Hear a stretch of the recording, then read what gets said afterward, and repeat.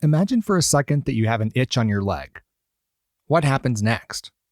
Well, your brain senses the discomfort, and what happens? You reach down and you scratch, instinctively without thinking. Our habits and programming cause us to do the same thing in all areas of our lives. Someone says hi to us, looks at us the wrong way, cuts us off in traffic, or even when we sit down to eat. We instinctively react to the stimuli. We say hi back, we get angry, we honk our horn, we eat everything on our plate because that's what we've been programmed to do. A practice in mindfulness would be to simply observe what you are seeing, hearing, or experiencing. If necessary, you then respond in a manner in which you have consciously decided to respond, as opposed to instinctively reacting to every stimuli that you experience. Mindfulness is about self-regulation of the mind, and mindfulness is a practice that can be integrated into our daily lives. How much of your life is spent just scratching the itch? Today I'm going to share with you my mindfulness practice. My hope is that you find it helpful and discover ideas that you can adopt for yourself, or at least set you on a journey to discover your own mindfulness practice, to find the right tools and the techniques that are going to work for you. Hi, my name is Chad Peavy. Thank you for listening and subscribing to my podcast.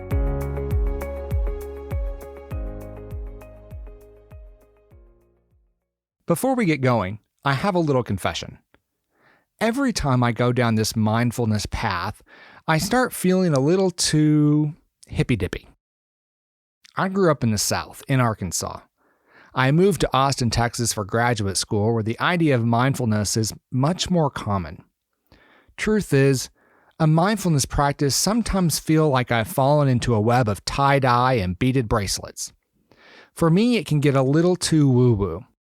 I usually check out on this stuff somewhere between the healing crystals and the talk about reincarnation. So for me, the idea of mindfulness has carried with it a little bit of a stigma.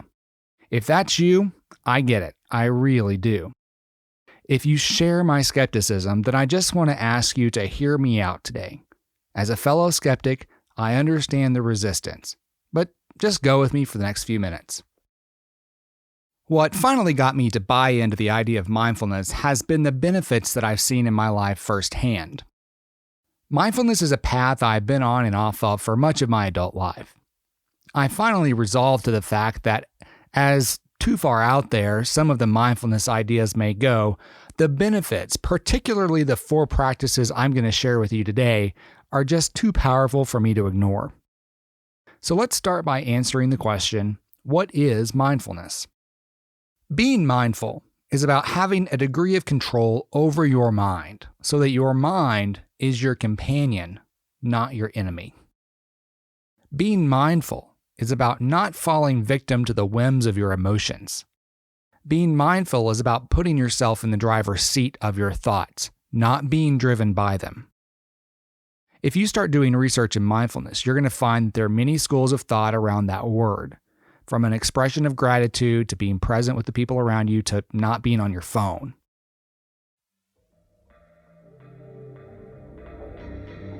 Today, we're going to use the word mindfulness to describe the state of being aware of being aware. You could also think of it as thinking about thinking. Now, I know that sounds like a little bit of a riddle, so let's just cut right to my goal of mindfulness. And that is our ability to think about and ultimately control what we are thinking. I've shared with you in previous podcasts about my own battle with depression and anxiety, and I can tell you without reservation that a mindfulness practice helps me to better prevent and come out of the other side of those feelings. Depression is a serious issue. There was an article published last week in the Journal of Abnormal Psychology that raised a lot of eyebrows. I'd like to share with you just a few of the findings. The rate of individuals reporting symptoms consistent with major depression in the last 12 months increased 52% in adolescents and 63% in young adults age 18 to 25. There was also a 71% increase in young adults experiencing serious psychological distress. The rate of young adults with suicidal thoughts or other suicidal-related outcomes increased 47% from 2008 to 2017. The study goes on to discuss potential reasons for that increase. Researchers suggested social media use and less face-to-face time with others, as well as a decrease in sleep. If you're interested, you can find a link to the full article on my blog at instituteforprogress.com. Now, this podcast is not a substitute for professional help. If you experience symptoms of depression or anxiety, there is no shame in asking for professional help. Depression, anxiety, and fear, absent of physical or chemical abnormality, are the result of bad management of the mind. When I first realized that, it was a bit of a punch to the gut. If it's bad management of the mind, then what I'm feeling, I must be doing to myself. If I'm doing this to myself, even if it may be the result of past or current circumstances or social media usage or lack of connection with other people, then I have the power to change it.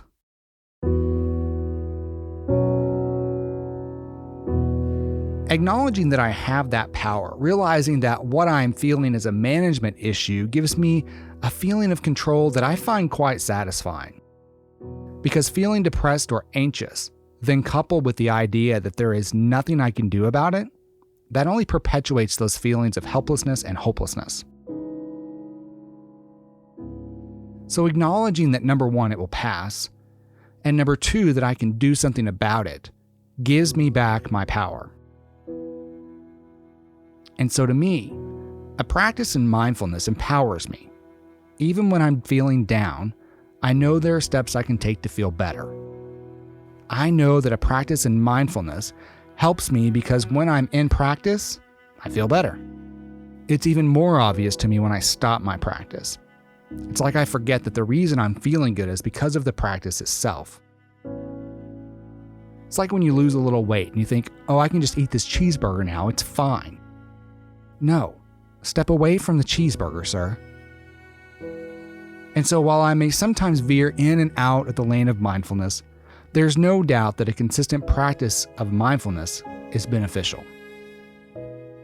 So how does one practice mindfulness? I have a few ideas that I've discovered through research and my own experience, and today I'm going to share with you the 4 practices that I use to exercise mindfulness in my life. These ideas fall into 4 categories: awareness, gratitude, intention, and meditation. First of all, awareness of what it means to be mindful. Like so many other things in life, we have to first recognize that there is indeed a problem. The problem in this case is that we are living our life on autopilot. Are you just going through the motions at the whims of your emotions? Are you living your life through the routine that was programmed into you by your parents or perhaps by your spouse or by your job? Are you consciously thinking about what it is that you want out of this life? Or are you just letting life happen to you? The difference can be the factor that determines the quality, satisfaction, happiness, and success of your entire life. How aware are you of the daily goings-on of your life? I'm reminded of how we greet one another in polite society. It goes something like this. Hi, how are you? I'm well, how are you? I'm well, thanks for asking. It's a script that we've all learned is acceptable by most, and enough to allow us to get through nearly any interaction, really without any effort at all. If I see you walking through the airport, I don't have to think about what to say. I have a script already, which may be fine in that circumstance, but how much else of your life is simply a script, simply on autopilot? How much of your life are you living this way? That script is your programming. That script or programming is the rails on which we live our lives. Similarly, we have ways in which we react to situations as they arise. These are our default settings. Think about those times when things don't go your way. Maybe your default is to blame everyone else for the problem. Maybe your default is to blame yourself for everything, allowing everyone else off the hook. Maybe your default is to quit because it got too hard. Maybe your default is to keep pushing and fighting even when you shouldn't. My challenge for you today is to evaluate those default settings. Are you aware of your default reactions?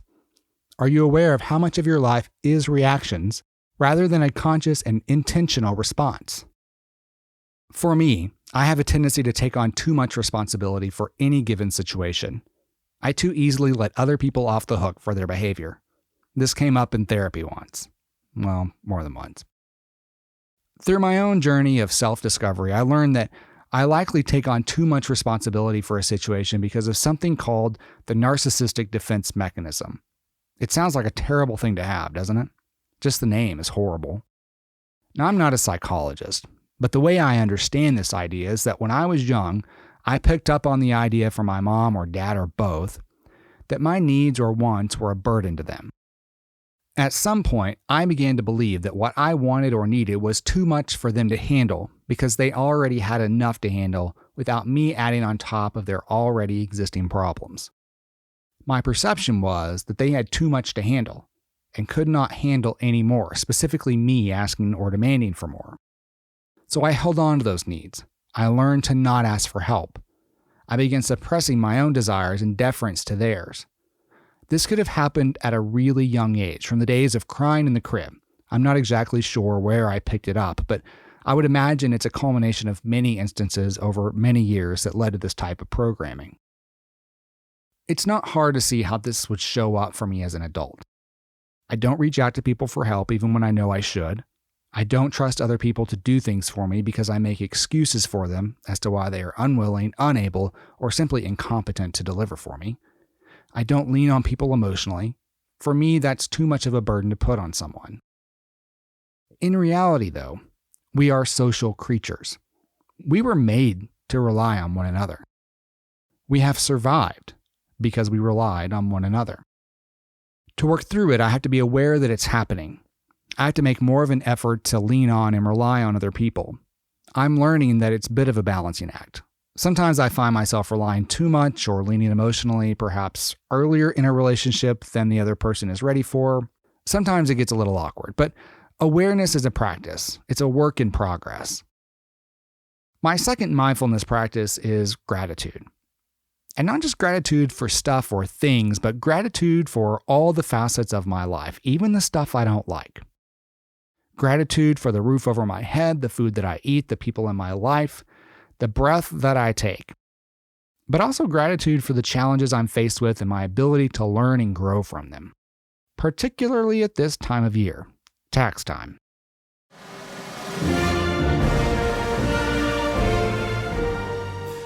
I have to pay the IRS every year.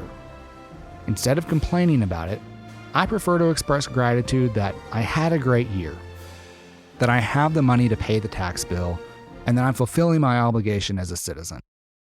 Sounds nice, doesn't it? I freely admit that some expressions of gratitude are easier than others, but I practice nonetheless, because today's obstacle is tomorrow's victory. Gratitude, to me, is a little self-serving. I honestly feel like the more gratitude I express for my life, the better my life gets. It's like when you say, "I'm so grateful," that the universe responds by saying, "Well, if you think that's good, let me show you how much better it can be." Gratitude is like Miracle-Gro. Could your plants grow without it? Sure. Will your plants be so much better with it? You bet they will be. So how do you put gratitude into practice? I've got a couple of suggestions. First, if you keep a journal, whether a gratitude journal or just a daily planner, make it part of your daily routine to reflect on your life through the lens of gratitude. And as I said before, even the challenges you face deserve your appreciation because it's through those challenges that you're going to grow. My second suggestion is to simply be more mindful or aware of gratitude. Reprogram yourself through reminders and affirmations to be intentional about seeing your life through the lens of gratitude so that you go through your life in a constant state of gratitude. This is one thing my dad got right. My dad was a stickler for making sure that we expressed our gratitude. "Did you say thank you?" he would ask. It was saying thank you for simple things, but saying thank you for the simple things and still the sense of awareness for gratitude for me. My mom and dad also prayed with me and my brother every night. Those prayers as kids were largely expressions of gratitude for basic things. But as a result, we were made to bring our attention each night to the blessings in our lives. Gratitude means we have to stop complaining and criticizing ourselves for how far along we think we should be, and instead, celebrate and recognize just how far we've come. The third mindfulness practice is intention. When you woke up this morning, did you decide the way the day was going to go? What you were going to accomplish? How you were going to feel? How you're going to treat people? How you expect to be treated?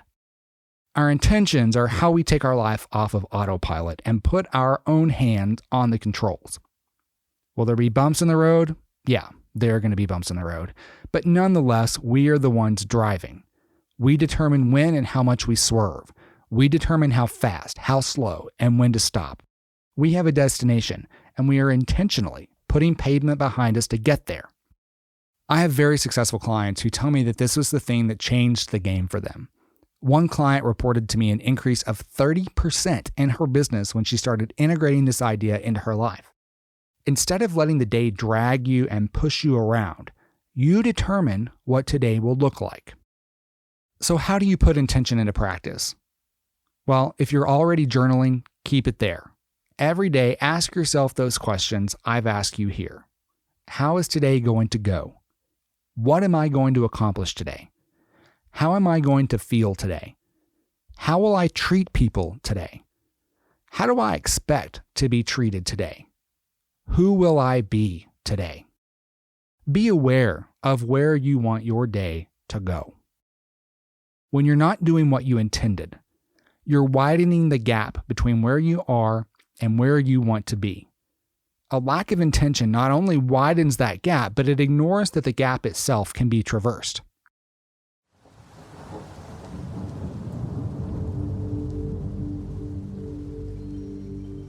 And finally, my fourth suggestion for practicing mindfulness is meditation.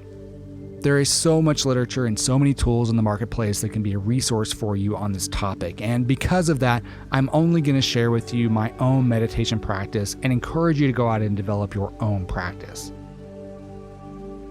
Meditation is the practice part that I have craved for in other parts of personal and professional development. Meditation is the daily practice by which I strengthen the mindfulness muscle. Therapy, for example, while I'm a huge advocate for therapy and find it very beneficial, to me, the dedicated daily practice part is missing. Therapy has helped immensely.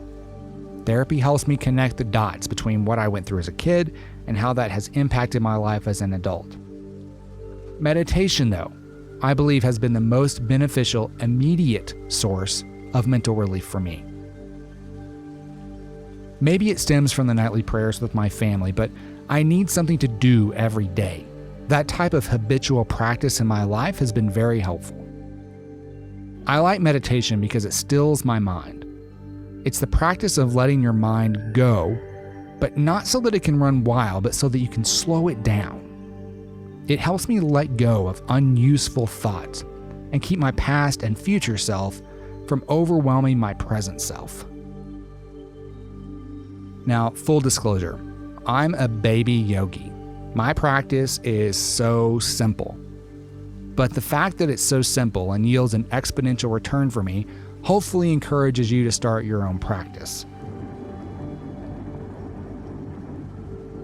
So how do I practice meditation?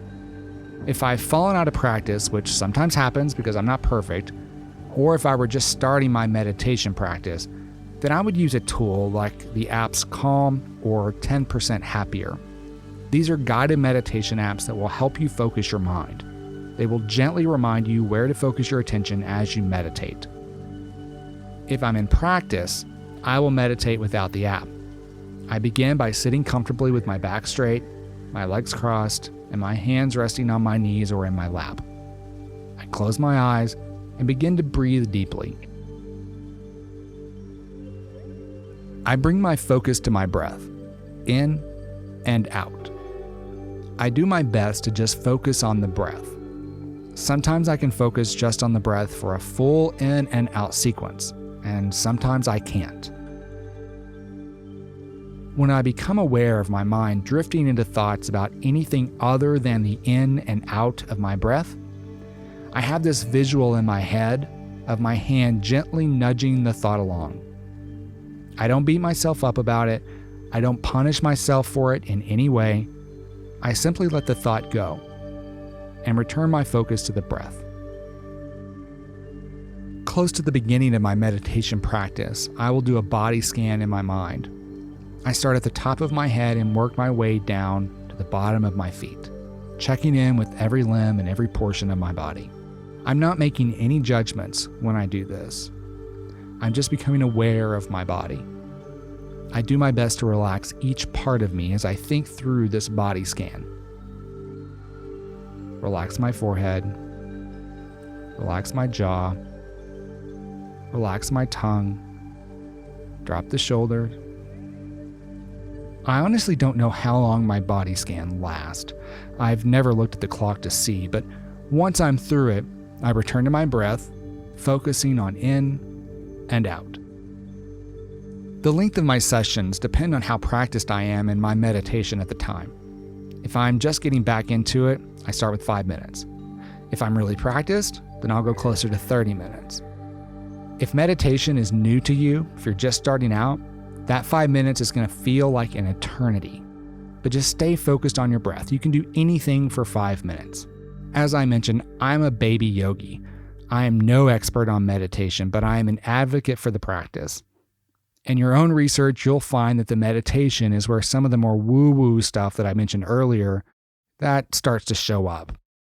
If the extreme woo-woo-ness isn't your scene and it isn't mine, don't discount the entire practice just because of that. Learn what you can.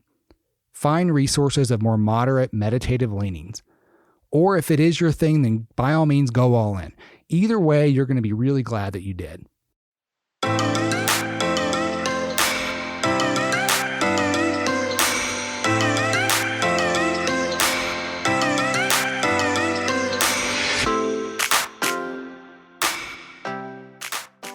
Life is 10% tactics and 90% mindset. Mindset is all about learning the skills of mindfulness.